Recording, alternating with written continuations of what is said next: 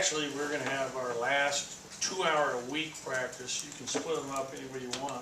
So we'll start our real practice Saturday.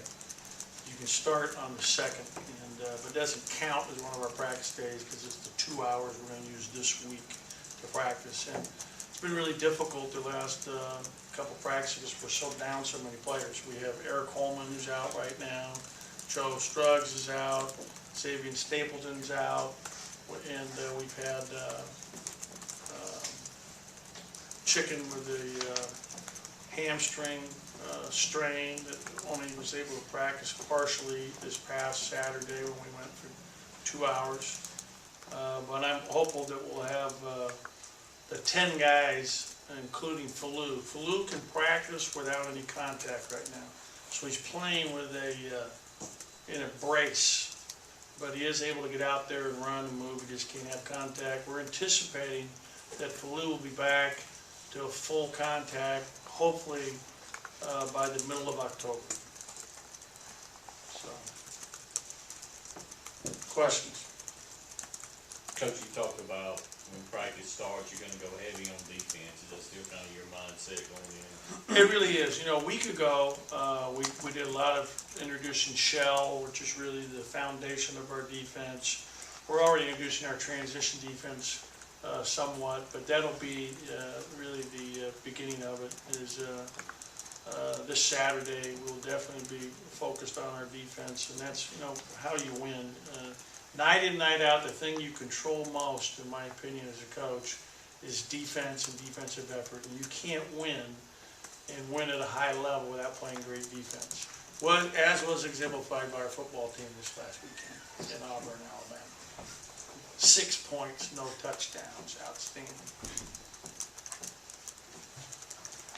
I know you've dealt with, you know, high-profile freshmen before and guys that were highly recruited. With Malik coming in, do you tell him at the beginning of the year that we expect you to score 15 to 20 a game, or do you let that just kind of happen organically? I mean, how do you work with No, it happens organically, but bottom line is what I tell him is everybody is out to go after you.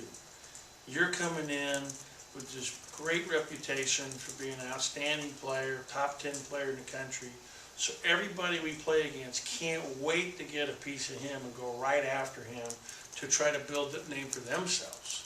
So we have juniors, seniors, sophomores, all their players. So he's got to be at his top of his game every night we step on the floor, knowing that's the challenge every time for him to lead our team as our point guard and to also withstand that kind of challenge every night. He's got everybody coming right at him because of the bullseye on his chest. Like I said, you've dealt with guys like this before. What's the hardest adjustment usually for a highly recruited guard like that to make to college? Is it just the mental aspect of it, or is it the physical part? Yeah, I think it's just depends on the kid. You know, I mean, I've been fortunate to coach a lot of, you know, highly touted players and highly ranked players coming out of high school, and he is definitely a special talent. The thing that makes Malik so good is his skill level and his intelligence. He's really, really bright. Very, very smart player, very smart kid, really is beyond his years in terms of his feel for the game and intelligence. Mm-hmm. And then he is a very good shooter, can really stroke the ball and can put it in different ways. He's unselfish, he's got great leadership qualities. So it's really, really a pleasure to be coaching him because he's special. He's got a bright future, and we want him to have a great year this year for our team and help get this program back on the right track. No, he hasn't played a game yet, and I know you want to focus on the season. What are those conversations like if you've had them at all about being a one-and-done player? We've already discussed that. He is a one-and-done player. I mean, we've said that. I think every press conference I have, nothing's changed. I fully expect him to be entering the draft this June. And that was the mindset when we recruited him, and that's still the mindset. A lot of coaches wouldn't say that. You're confident in saying that. Where does that come from? I've had a few. Well, I know that, but I'm just wondering, Yeah, did you say that when you first noticed it, when you first had those first few, I guess? Yeah, you know, you never know. I mean, for certain, but I feel pretty certain this is going to work out for Malik, that he'll be in and out here in 1 year. And that'll be ultimately up to him and his father at the end of our season, based on the information they're gonna be able to get from the NBA GMs and scouts. They're gonna say, yes, you're definitely in the top 20. If he's a top 20 pick, and we all hear that from everybody, he definitely should go. You have a team that, it's a veteran team, you got a lot of seniors on this team, but then you talk about Malik Newman being a leader. How does that balance work for them? I think it's good. They've all really, they were all, first of all, very involved in his recruitment. I mean, this has not been a recruitment since I got here. This recruitment has been going on since he was a 9th grader. He's been up to this campus numerous times. He knows a lot of the players on the team. They all welcome him with open arms. They want to win. Our seniors want to have a great senior year. They've had a tough 3 years so far, and they want to finish this career here on a high note. And Malik's definitely going to be a key to helping them do that. I mean, it's a team game. You got to have everybody on the same page. But we have great chemistry. I really like the chemistry in our team. There's good bonding. I think that's a real positive for us, and a focus to do it as a team together. What do you see Johnny Sapardo's role being on this team this year? Well, you have to be determined. Johnny's got a lot of areas to improve in. One thing he can do is make an open shot. He's a good perimeter shooter and has shown that he has range. He's got to become a much better defender, a much better screener. Athletically, he's got to make up for a lot of things. He's not, a great SEC power forward athlete. He's got to make up for it with toughness and by doing things really smart and intelligently. But we definitely need him to grow as a player and to really grow in a lot of ways. I think Johnny judges himself solely in one way: am I making shots or not making shots? There'll be times in practice where I'm going to tell him, you're not even allowed to shoot. Just so you're going to focus on how else can you help your team by just making a shot. He only judges, that's the only way he thinks he's helping his team. Well, that's not the only way. He's got to be a defender. He's got to be a rebounder. He's got to be a good passer. He's got to be a good screener to get his teammates open. And then when he does all those things and adds into the fact he can shoot, then I think he can really help us. How is it? You'll know more once practice starts for real, but over these past few months, what couple of guys have you seen kind of take a jump and make improvements under your coaching and being here so far? I don't know about under our staff, and my staff's done a great job, all the way from the managers to the graduate assistants to my assistant coaches. I'm really pleased with the staff that we have in place here. Our trainer, Ryan Dotson, gosh, his hands have been full like you can never believe. We have had 8 players now in our program that are on scholarship in the last year have a major surgery. That's unheard of. That's like, I can't even believe it myself. So he's done an incredible job just trying to get everybody healthy again and get them going in the right direction. Our strength coach, like I've talked about many times, has done a tremendous job. He's a big part of that rehab. We have a new machine up there in our weight room where you actually can run at 20% of your weight. So even though you're not completely healthy, you can still get in there and run and get conditioning in, which is really important, that you don't want a guy just to lose condition when he's out right now. Like even though Chicken was out last week for most of the week with a hamstring strain, he was still able to condition in this machine that we're talking about and increase it and really study how he's doing. That all being said, the one guy that really stands in my mind right now has been Weatherspoon, Q Weatherspoon. He's made excellent improvement since he got here June 4th. His shot mechanics have really improved. I'm really excited. He has a great feel for the game for a freshman, good passing skills. I think he has a really bright future. I really like his future. And then the other guy, before he got hurt this summer, that I thought was making great strides, was Falou. So I'm really hoping that Falou can get back on track now after actually having to sit out for almost 3 months and not be able to do much and continue. I like what Travis has done. I think Travis and our players have done a good job, particularly the last couple weeks, at getting in the gym on their own time with our managers to work on their shooting, to work on their shot. IJ's been really good at working and getting in there and doing what he's supposed to do. I think Gavin's I think there's a number of players who have made great improvement. But, with a freshman, you always are starting from the beginning, and to see where he's already come, talking about Weatherspoon now, in a short amount of time has been really exciting.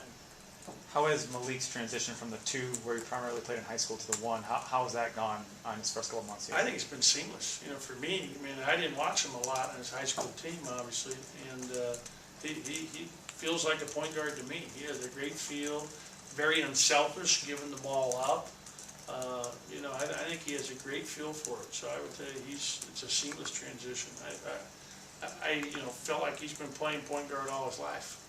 You talked a few weeks ago about Fred Thomas and working on some of his mechanics and things, shooting wise. How's that coming along?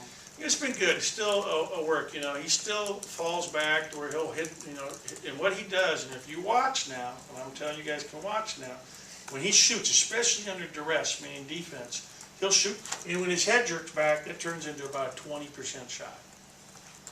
That's about how often it goes in. And so he's got to learn to stay into his shot, stay focused, leaving his hand up. And, you know, when he does that, it's a much higher percentage shot. And we, you know, what's really tough for us is to work with our players only 2 hours a week in the off season. That is really a bad rule. Now, we're making rule changes in the game of college basketball, 35 seconds to 30 seconds. You know, trying to make the game, calling the game tighter, because what do they want? More scoring. The best way that we in college basketball can get our teams to score better is to be able to coach our players how to shoot and how to pass and how to play the game. And to me, it would be much more reasonable to be able to work with your players, let's say during the summer, 8 hours a week on the floor rather than 2. So I'll give you an example. So this last week I'm on the road, I'm recruiting a player at Oak Hill Academy. They're going 2-a-days. So they get up and go at 6 in the morning, and they come back in the afternoon and go for an hour and a half. So they're going 3.5 hours a day, and then they're going to come to college and go 2 hours a week? How does that make sense? It makes no sense. Does it? So, just a little tangent there. How important is it to just get off to a good start in the non-conference and just kind of get the guys to get a little bit of confidence?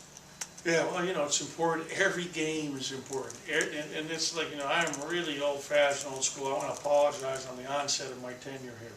Every game is the biggest game of the year. And that's how I approach every single game. And, you know, some people are like, well, you're not even playing a BCS team or something. No, every game is critical. Every single game. So every game we play is the biggest game of the year upon that game. Make no mistake about it. That's how I approach every single game. And we want to get off to a good start, obviously. We want to win that first game at home against Eastern Washington, which I guarantee is going to be a tough game. They went to the NCAA tournament last year. They have great confidence coming into the season. They have a core group of guys returning from that team, including their starting center, who's really a hard matchup for Gavin because he's a step out, bounce it, really skilled with the ball, older player from Australia. They're very well coached. I've known this coach for a long time. That was not my first choice to open up with them. That's what we were left with. So we're starting out with a very tough game. I'm excited today for the Alabama game because I think we'll have a really nice crowd for that first game, and we need that support every night, starting with that Eastern Washington game. You mentioned some of the new technologies and stuff Coach Dietz has in the training room, fitness room, whatever you want to call it. The Sparta force plates, obviously being among those. He said that was something you had been familiar with. You guys talked about it beforehand. What was the draw there? What made you want to do it, and what are some of the benefits of it? I've just seen the incredible benefits from having those, being able to help your players, number one, stay healthy, be able to recognize weaknesses in their body, whether it be their hamstrings, their quads, their calves, how they're landing. There's so many uses for this technology.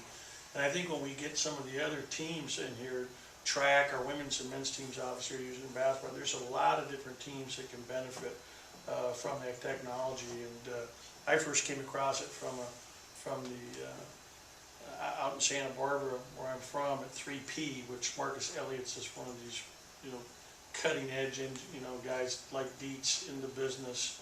And you're seeing all these pro athletes are now going there from all over the world to train there. And some of this technology is really, really exciting because it's helping players stay healthy, get healthy, recognize where there's weaknesses so you can head off a catastrophe. Like, you know, it can tell whether someone's predisposed, for example, to an ACL tear before it happens, and then strengthen areas to try to minimize the risk. So there's a lot of different ways it's used. Without Holman, or I guess since Holman's injury, how have you tried to develop some depth in the front court position? It's really been difficult. We had a walk-on tryouts last night, and that was just okay. We had 5 guys. One guy walked off after 3-man weave in the first 5 minutes. Literally, I wasn't there. I was on the road recruiting, but we had a guy that came for a walk-on open tryouts and quit after 5 minutes. Is it a situation where you try to move Travis and Johnny to the more of a true 4 rather than like a swing 4, or is that a possibility? I don't know what that To means. 4. They're forced, period. Okay. Yeah, they're not playing any other position, What? except 5s. Right. Aren't they more of a swing 4 that play on the perimeter than like a Well, rebounding 4? that's a stretch for it. No, I mean, a 4-man has to rebound, has to defend his position. A guy who plays on the perimeter is only to space the floor out so that we can get the ball isolated inside to our best post player, which in this case is Gavin Ware. But there'll be times where they're gonna be posting up as well. Right. Both those kids, and they've gotta, become good at it. And we even have to play small. We have another injury I didn't mention, and it's Demetrius Houston. He continues to have issues with his hip flexor, and he had it all summer, was available sparingly throughout the summer, and then he hurt it again playing an open gym about 10 days ago. And it seems like we've got a lot of injuries and the guys are playing on their own. That's how Chicken hurt his hamstring, that's how Xavier tore his ACL, that's how Demetrius just was hurt, so no open gym this week. For you personally, do you feel, I don't know, revitalized? It's almost time to get back on the court again for you, back in game action and things. How's this last few months been for you up to now? Well, you know what, I've really enjoyed being on the floor. I came home Friday night from a long week on the road recruiting and was sick as a dog all Friday night, either with the flu or with food poisoning, I'm not sure which. And, so I was sick throughout the entire evening, just constantly sick all night, couldn't sleep at all. And we had practice that day, and I got up, and I wasn't sure I'd be able to make it to practice. I'd never missed a practice in my life. I certainly didn't want to stop, this past Saturday. And then I got to practice, and we had a really good practice. I was really excited about the enthusiasm of our players. And I left that practice thinking, I really love this. I mean, this is what I love most, is just being on the floor and watching kids improve and get better. And I really thought about when I was watching Q, how much he's already improved on his shot mechanics. It's gratifying to watch kids get better and help them improve as a coach. That's the most fun part of this for me. Can you assess where this team is as far as the time you've already had with them to where you want them to be for game 1, especially some of the younger guys? We're light years away. I mean, we don't have a press offense in, we don't have, we have 4 sets in, we introduced 2 of them for the first time this past Saturday. Out of bounds plays, sideline out of bounds plays, zone offense, zone plays, we got a million things to do here in a short amount of time.